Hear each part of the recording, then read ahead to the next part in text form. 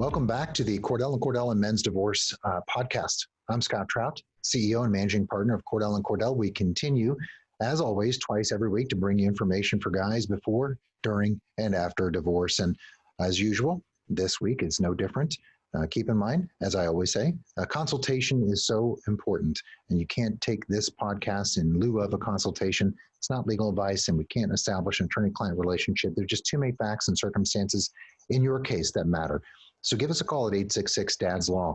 We want to have a conversation with you, point you in the right direction. Check us out on the web at CordellCordell.com. Again, give us a call, 866-DADS-LAW.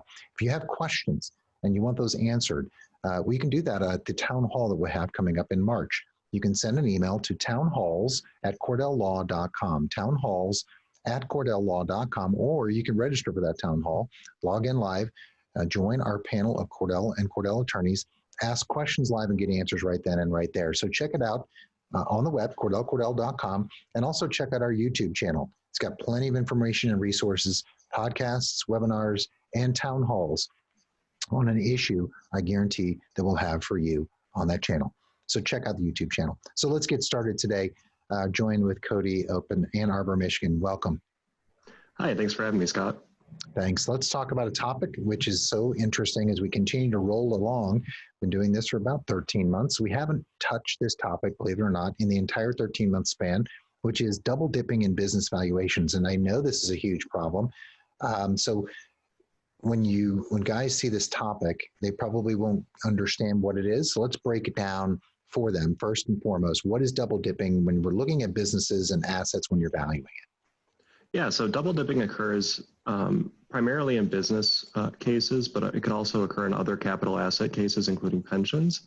And basically what it consists of is when the court will consider the value of that business in the property settlement and then also use the income generated from that asset in assigning spousal support or even child support in some cases. So what that can lead to is the asset being double counted and essentially the other party being assigned more than their fair share, or in some extreme cases, the entire value of that asset over time.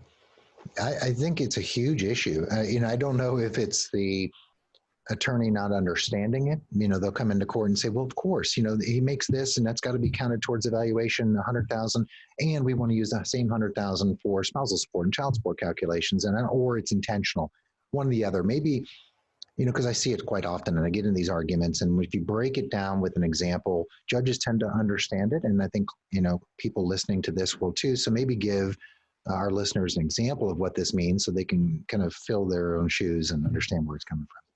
Sure thing. So the example I came up with is, suppose we have a client named Jim who owns a fast food franchise restaurant and makes around $200,000 a year from all sources of income in that restaurant. Now, some of that income is going to be attributable to his own labor acting as a manager if he owns and operates the restaurant.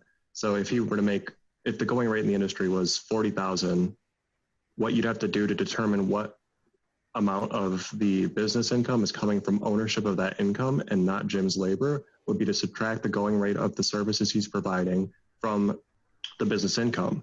So in this case, if the going rate was $40,000, he's making $200,000 from the business total, the excess income would be $160,000. And that would be the range of income that's going to be at issue in the double dipping.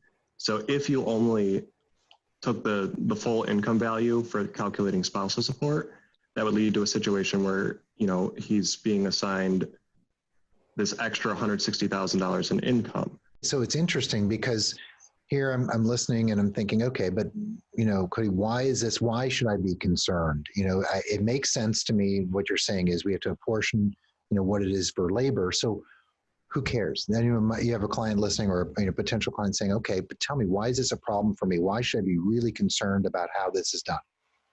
Yeah, so this is going to really be an issue at the property division of stage of the divorce. So usually in a divorce, the court will go through all the assets that the parties acquired during the marriage and divide them equitably.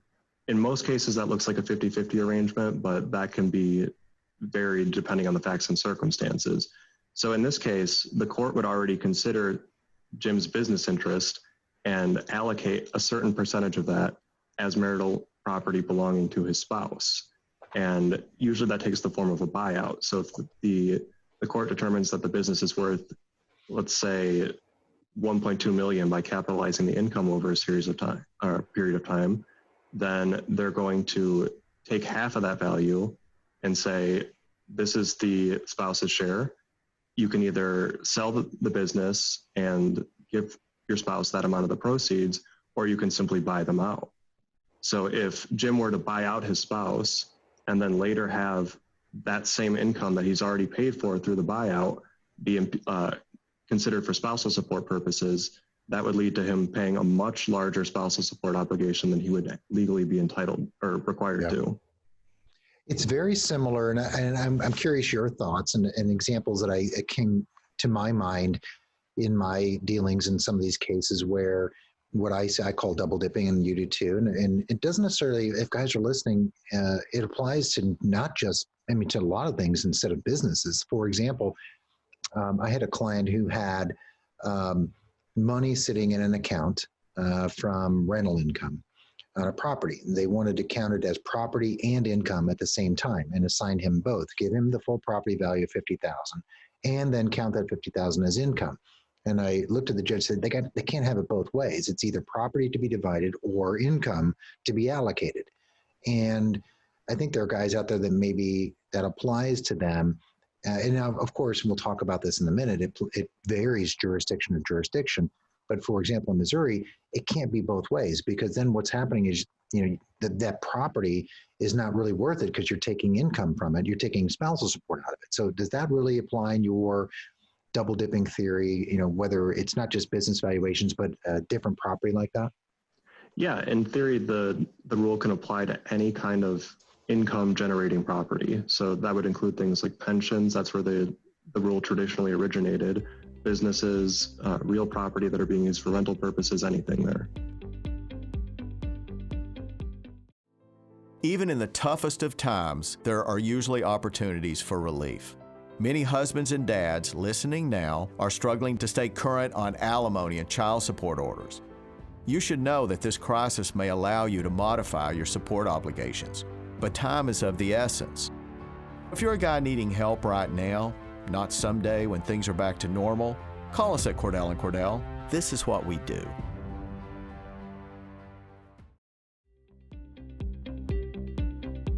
I've even applied it, and kind of as an argument for savings. So I had someone say, okay, we want to split that $50,000 savings account. We'll take 25, you take 25, but we want to use the 50,000 as income. And I said, well, you can't, you can't do it both ways. It can't be property. Again, it's that adage of property and income. It's one or the other. It can't be both unless, for example, let's just say you have rental income or rental properties. The property itself may have some inherent value based upon the rental stream, but the income taken out of it can be, because that separates from its value to be used for spousal support, child support, whatever it may be, attorney's fees. I think there are a lot of situations where guys may get trapped into that theory of it's both, because it's to the advantage of the recipient spouse. They want to treat it as both because it is double dipping. They get the property and the income, right? Right. And I think the tricky thing about this and what some attorneys miss is that even when it might be both, you have to look at the particular business valuation or property valuation that's being used, because in some cases, the property, there are components of that business that are an asset and not a future income stream. So, the building or the equipment that's being used to prepare the food in the fast food example, those things, part of their value is future looking, but part of it's present looking. So you might have to get into the weeds on what's attributable to each and really be careful about what kind of valuation model you're using. So, guys obviously are listening around the country, if not the world, and you're licensed in Michigan. So there is a jurisdictional approach here, right? Every jurisdiction may take a different approach to the double dipping, analysis, right? Right. There's quite a variance on how jurisdictions approach this. All of them consider it to some extent. That's largely in light of family law being an equitable area of law where the court's going to consider all the facts and circumstances at hand and do what's fair, or at least what's fair in the court's eyes. That being said, some jurisdictions will almost completely ignore it, while others will consider it. And given the inherent inequities in that approach and double dipping on the business assets versus its future income, in my opinion, you can always raise an argument about it. Now, the strength of the court's going to attribute to that argument and how much weight they're going to afford to it, that can vary by jurisdiction. Yeah. So in Michigan, for example, our courts take the approach that it's something to be considered, but there's no hard and fast rule. And part of that comes from our law surrounding spousal support, and that it has to be an equitable determination that considers all the factors. So you can't have a hard and fast rule that would prohibit that. But again, because there are inherent inequities and unfairness in, allowing double dipping in every case, you're always going to be able to make that argument. It's going to have some weight. Yeah. I mean, like Pennsylvania, I know you've looked at Pennsylvania. They have a different rule when it comes to property and support calculations, right? Right. So they take a more aggressive approach in including all types of property and income for support calculations. So if you're in Pennsylvania, you're less likely to make an argument successfully that the other side's making a double dipping argument. Mm-hmm. So child support, for example, I know in Missouri we have, and it's a lot of states around the country have a chart, a formula, a way to calculate it. Particularly in Missouri, we have the authority by statute and case law that says we can deviate for a number of reasons. It could be excessive income above the top. It could be any expenses. It could be overall property distribution, custody schedules. I assume that there are opportunities around the country, or Michigan particularly, where you can deviate from child support if double dipping becomes an issue. Yeah, so this is an area of the law that's really not fleshed out too much. The best we can get is that some courts have hinted at it being a possible basis for a deviation. That being said, a lot of that discretion on whether to grant a deviation lies with the trial court judge. So if you can make this argument convincingly and give the judge a legal justification for why it would be appropriate, there's a good chance you might get some or all of that income excluded. And I think as we kind of wrap up the segment, the point is and with anything, and we've always tried to say, is that planning, proper strategy, proper analysis, is so key. I know you'll agree, is so key and critical when you meet with an attorney to look at what you have. There isn't a cookie cutter divorce necessarily, or you should never go unrepresented, because something like this double dipping can happen when you don't even realize it. So, I mean, the takeaway really is what? I mean, from your purpose. I would say if you're approaching the divorce process as, a party to the divorce, I think the most important thing is to find an attorney that's going to dig into the weeds, look at the specifics of your case, and not just take the income numbers as they appear on paper, and actually look at where those numbers are coming from and what the legal effect of that is.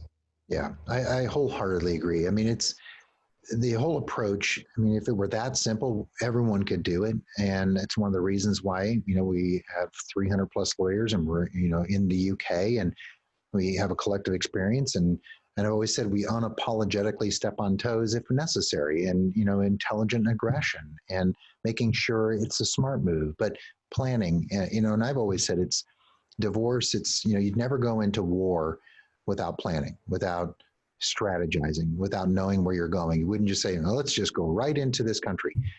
It's the same thing, with divorce. We have a book on it in terms of divorce being the equivalent of war, and it requires strategy, it requires planning. And for example, as I started in the beginning, consultation with an attorney who focuses their practices exclusively on family law is the best hour you'll ever spend. So, Cody, thanks for bringing this. This is a great topic that we haven't talked about, and I know it's worthy of more conversation for guys listening, so I encourage them to schedule a consult. So thanks for joining. I agree completely. Thanks for having me. So continue to tune in twice every week, bring information just like this, small segment of the of the topics for you, so you can tune in and get in the weeds and get granular with some of the information that's appropriate and applies to you.